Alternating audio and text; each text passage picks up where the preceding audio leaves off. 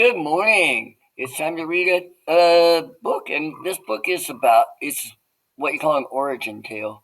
How did that happen? Different countries and different places have stories about how things happened. For example, when we read the book Raven, we found out that some people believe that a raven brought the sun to people. This book is called Why Bear Has a Short Tail, and it's a traditional tale. It means mom and grandpas and great grandmas they tell it to their kids, and that's how they know how it happened.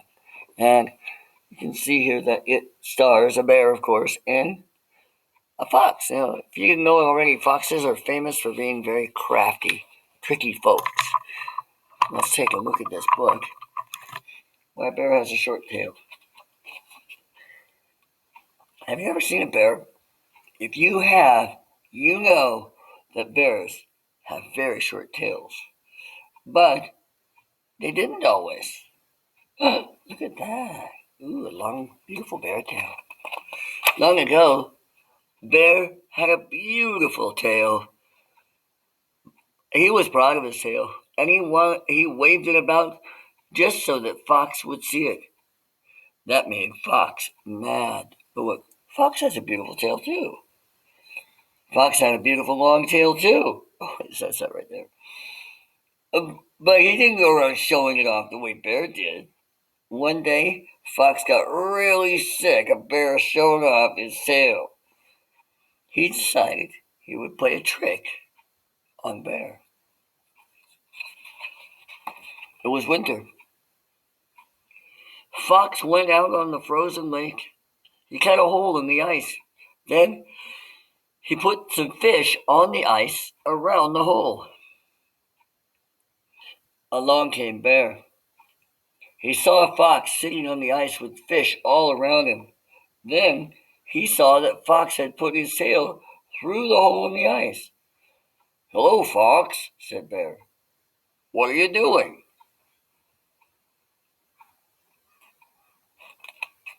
I wonder what he's doing too. Before he answered, Fox pulled up his tail.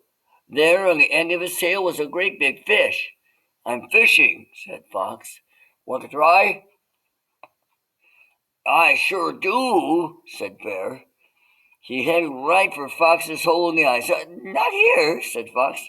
"I've already caught all the fish here. Let's find a new place." Fox led Bear to a place in the lake where he was sure there were no fish. He cut a hole in the ice. Then he told Bear what to do. "Sit with your back to the hole and put your tail in the water. Soon a fish will come and grab your tail. Then pull up your tail and get the fish." "How will I know if the fish has grabbed my tail?" asked Bear. "I can't see behind me."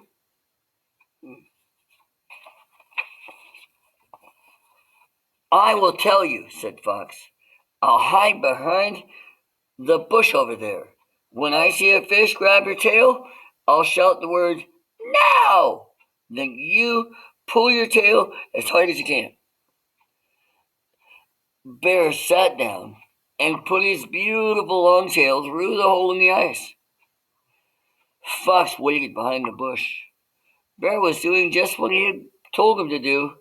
Fox smiled to himself and went home to bed. Wait, what? I thought he was going to wait until say now. The next morning, Fox went back to the lake. Bear was fast asleep, with his tail still through the hole in the ice.